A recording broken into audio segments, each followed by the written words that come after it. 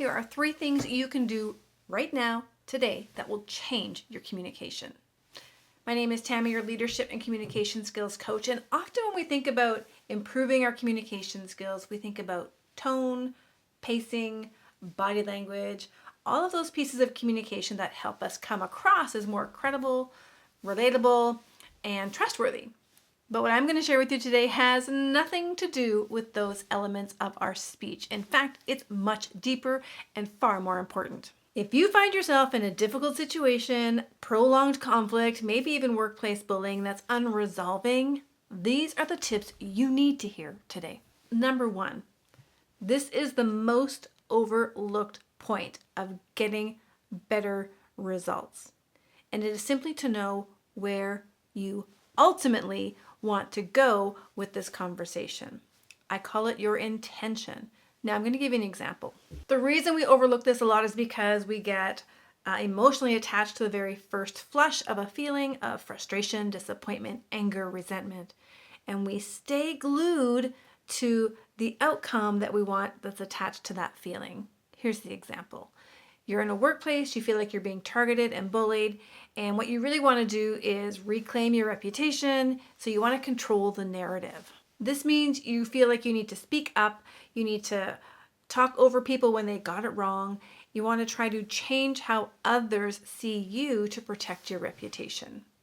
And I can tell you, while that is, a very valid thing to be worried about, it's not going to get you the results you want. Because we're focused on that first level of concern, is that my reputation is being ruined by somebody else's actions. And we come from that place of, I need to protect this, I need to save this, I need to say something to control how they see me, to make them see me the way I actually am.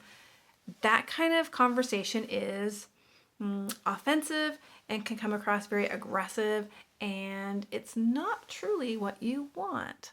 What you really want actually comes from a series of questions that you ask yourself, and you get really deep and clear about, okay, if I were to get them to see me how I truly am, what would that give me?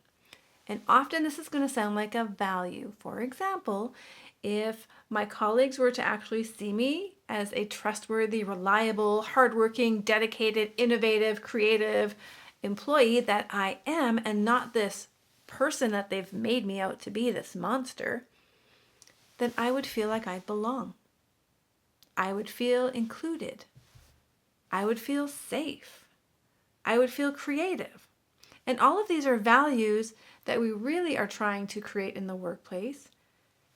Less about protecting my reputation, but it's more about me feeling like I belong. Now, when you connect to your intention of belonging, your conversations will naturally sound different. It's no longer about me forcing you to see me. I'm not trying to control you and how you see me. I'm trying to create an environment where I feel like I belong. And what does that look like? How do we co-design this?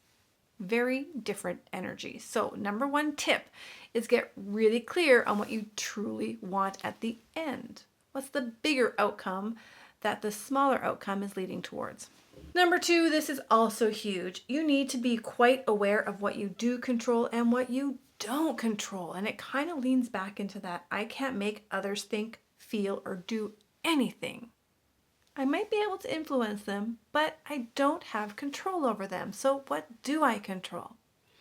You control how you show up. You control what you think. You control if you're judging somebody or you're being curious about somebody. You control the food you put into your body.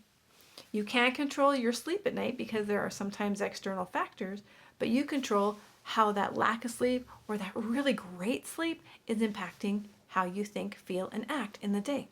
Knowing the difference between what you do control and what you don't control will help you to focus your energy on the things you can actually move. So many times people are I did this too. I was focused on making my boss see me for the person I was and not the imaginary thing she created in her mind, that I actually ended up becoming a little bit of what she created. I became assertive, aggressive, I became, she called me insubordinate, and I probably was actually insubordinate at the end of our relationship because I was so exhausted of trying to get her to see me for who I really was.